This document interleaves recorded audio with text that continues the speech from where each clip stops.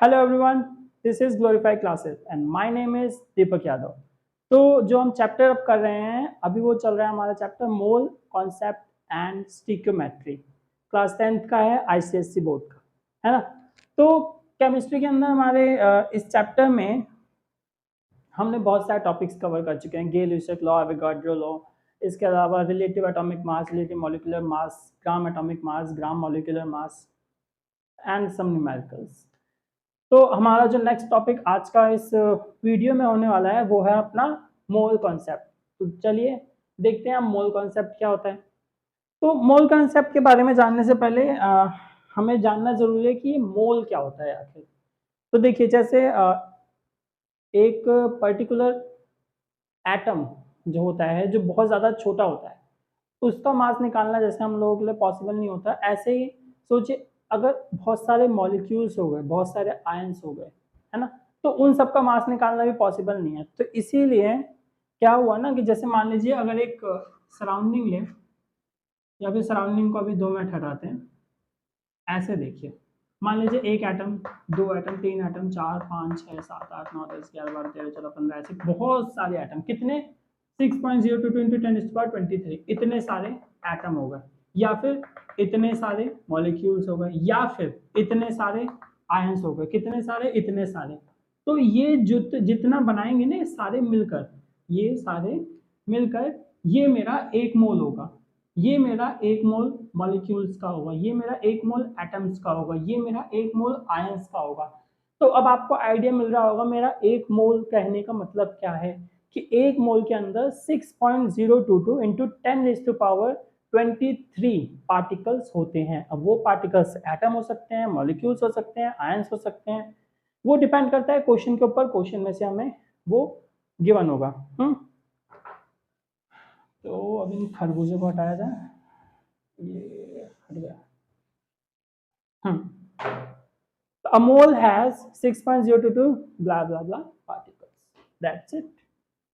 A 1 mole is the amount of pure substance containing same number of chemicals unit. यहाँ पे same number of chemical unit, ऐसा नहीं कि एक oxygen का एटम है दूसरा क्लोरीन का एटम है, वो ऐसे अलग अलग पार्टिकल्स नहीं, सेम नंबर होने चाहिए, सेम होना चाहिए हमारा, same number of chemical units as there are atoms in exactly 12 gram of carbon 12, जैसे कि हमारे कार्बन 12 के 12 ग्राम में वो होते हैं। नेक्स्ट आता है, अब इसी से हमारा मोल कॉन्सेप्ट बना। अब मोल कॉन्सेप्ट क्या है, देखिए ये मोल को, इस मोल निकालने का, मोल को स्टडी करने का जो मेथड है उसी को मोल कॉन्सेप्ट बोलते हैं। कॉन्सेप्ट का मतलब भी आपको पता चल रहा होगा, पढ़ने का कुछ रिलेटेड है स्टडी का। तो मोल कॉन्सेप्ट क्या है, study of collection of particles, particles के कलेक्शन को स्टडी करना। कौन से पार्टिकल्स को, ये मोल्स के, है ना। बहुत सारे पार्टिकल्स जब कलेक्ट होते हैं, इतने सारे पार्टिकल्स कलेक्ट होकर एक मोल बनाते हैं ना, उसी को स्टडी करना by using mole as the counting unit to express the mass and volume on such unit particles in bulk।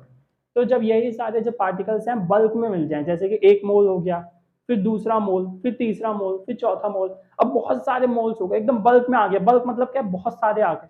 तो इन्हीं सबके पढ़ाई को ही, इन सबके बारे में जानना, इन सबके बारे में पढ़ना, इन्हीं सबको हम बोलते हैं मोल कॉन्सेप्ट। क्लियर है। इसके बाद आता है अपना एवोगाड्रो नंबर। एवोगाड्रो नंबर क्या है, number of particles present in a substance, एक सब्सटेंस में कितने नंबर ऑफ पार्टिकल्स प्रेजेंट है। तो एवोगाड्रो नंबर अगर आपसे कोई बोलता है तो एवोगाड्रो नंबर का आपको डायरेक्ट 6.022 इंटू 10⁻23। अब वो क्वेश्चन से आपको मिल जाएगा, पार्टिकल्स हैं, एटम है, मॉलिक्यूल है, आयंस है, क्या है, जो भी है वो, ठीक है। इसके बाद इन सबको जैसे हम अब क्वेश्चन आंसर्स करेंगे, मान लीजिए मोल कॉन्सेप्ट से रिलेटेड, तो उसके अंदर क्या हेल्पफुल है, एक चार्ट टाइप का मैं आपको बना देता हूं जो कि बहुत ज्यादा हेल्पफुल होगा हमारे क्वेश्चन आंसर्स में। देखिए, अब जहां से हमने रिलेटिव एटॉमिक मास से स्टार्ट किया था ना, तो वहीं से बात करते आते हैं। अब देखिए 1 GMM का मतलब क्या है, 1 ग्राम मॉलिक्यूलर मास। ग्राम मॉलिक्यूलर मास याद है ना, जिसमें ग्राम लग जाता था, लेकिन एक मॉलिक्यूल में, जैसे H2SO4 का ग्राम मॉलिक्यूलर मास कितना है, 98 ग्राम, एग्जाम्पल के लिए मैंने बताया था। तो अब वो 1 GMM किसके बराबर होगा, एक मोल ऑफ द सब्सटेंस, यानी कि 98 ग्राम जो है वो कितने, 1 मोल ऑफ H2SO4 मान लिया जाएगा, ठीक है। अब उसके अंदर मॉलिक्यूल्स अगर पूछ लिए कितने होंगे, तो एक मोल के अंदर इतने होते हैं, तो उतने में 98 ग्राम में भी 6.022 इंटू 10⁻23 आपके मॉलिक्यूल्स होंगे। फिर से बोल रहा हूँ, ये न्यूमेरिकल्स में इंपॉर्टेंट है, तो ध्यान रखना इस टॉपिक को, ठीक है। अब ये होने के बाद क्या होता है, इसके बाद इसके अंदर 22.4 लीटर एट एसटीपी। एसटीपी क्या है यहाँ पर, स्टैंडर्ड टेम्परेचर प्रेशर, ठीक है, इन गैसियस स्टेट। अगर कोई गैसियस स्टेट में होता है तो उसका वॉल्यूम बता रखा है 22.4 लीटर। इसके अलावा कई बार लीटर को चेंज करना होता है डेसीमीटर में, सेंटीमीटर में और मिलीलीटर वगैरह में, तो इसलिए मैंने यूनिट्स भी एक्स्ट्रा लिख दिया है। फिर इसके बाद आता है आपका कुछ एग्जांपल्स जो कि देखने लायक है न्यूमेरिकल्स के लिए, आपको देखने चाहिए जरूर। कि अगर बात करता हूँ मैं, जब मैं बोलूंगा 1 मोल ऑफ कार्बन है भाई, 1 मोल ऑफ कार्बन, ध्यान दीजिए 1 मोल ऑफ कार्बन है, तो 1 मोल ऑफ कार्बन में कितने होंगे, 6.022 10⁻23 एटम्स ऑफ कार्बन। यहाँ पे मॉलिक्यूल्स की बात हो रही है, ध्यान रखिए। अगर मैं यहाँ पे ग्राम एटॉमिक मास कर दूं, यानी कि GAM कर दूं, तो ये कितना होगा, एटम बन जाएगा। मैंने बोला था ना, ये सिर्फ पार्टिकल्स का नंबर है, यही एटम भी है और यही मॉलिक्यूल्स भी होता है, ठीक है। तो यही गेम है यहाँ पे, 1 मोल ऑफ कार्बन के अंदर इतने एटम्स होंगे कार्बन के, और 12 ग्राम ऑफ कार्बन होगा। ये क्या है, मेरा रिलेटिव मास हो गया उसका, क्योंकि यहाँ पे मैं बात किसकी कर रहा हूँ, कार्बन की। कार्बन क्या है, मेरा एटम है, ठीक है। यहाँ पे चाहे तो लिख सकते हैं आप, एटम की बात कर रहा हूँ, इसलिए यहाँ पे एटम्स है। और जब मैं बोलूंगा 1 मोल ऑफ कार्बन डाइऑक्साइड, तब ये मेरा क्या बन गया, GMM, यानी कि ग्राम मॉलिक्यूलर मास। और इसके अंदर कितना होता है कार्बन डाइऑक्साइड में, 44 ग्राम। अगर नहीं आता देख लीजिए, CO2, सी का क्या है 12 प्लस ऑक्सीजन का क्या है 16 cross 2 is equals to 32 plus 12 is equals to 44 gram. Gram AMU, gram मैंने निकाला क्योंकि मैं अभी इस वक्त ग्राम मॉलिक्यूलर मास की बात कर रहा हूँ, इसलिए तो 44 ग्राम ऑफ CO2 होगा 1 मोल ऑफ कार्बन डाइऑक्साइड में। 1 मोल ऑफ कार्बन डाइऑक्साइड में 6.022 इंटू 10⁻23 मॉलिक्यूल्स ऑफ CO2 भी होंगे, ठीक है, मॉलिक्यूल्स ऑफ सब्सटेंस लिख सकते हैं आप। इसके अलावा इसी के अंदर 22.4 लीटर ऑफ कार्बन डाइऑक्साइड भी होगा, 22.4 litre of carbon dioxide eight STP पर, यानी कि स्टैंडर्ड टेम्परेचर और प्रेशर पर। इसके बाद आता है, अगर इसी में पूछ ले कि 1 मोल ऑफ कार्बन डाइऑक्साइड में कितने एटम्स हैं, हमने ये तो बता दिया मॉलिक्यूल्स कितने हैं। अगर एटम्स पूछ ले तो आपको कुछ नहीं करना, इतना ही नंबर होगा, बट ये मल्टीप्लाई हो जाएगा इसके एटम से। अब इसमें कितने एटम्स है, ध्यान से देखिए, CO2, 2 ऑक्सीजन और एक ये है, तो यानी कि 1 2 3, तो 3 से मल्टीप्लाई कर देना है बस इस नंबर को। यानी कि आपको अगर कोई भी मॉलिक्यूल देता है और मॉलिक्यूल से वो पूछता है कि इसके अंदर कितने एटम्स हैं, तो आप क्या करना है, उसके अंदर जितने भी एटम्स हो उसको काउंट करना है और फिर उसको मल्टीप्लाई कर देना है इस नंबर से, तो आपको पता चल जाएगा 3 इंटू इतने पार्टिकल्स एटम्स ऑफ CO2 है। इतनी चीज क्लियर हो गई,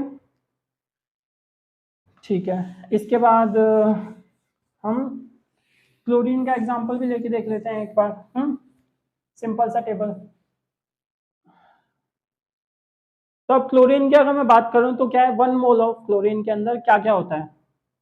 अच्छा, अगर क्लोरीन का सिंबल बनाऊं तो ये जाएगा आपका Cl2, ये होता है क्लोरीन।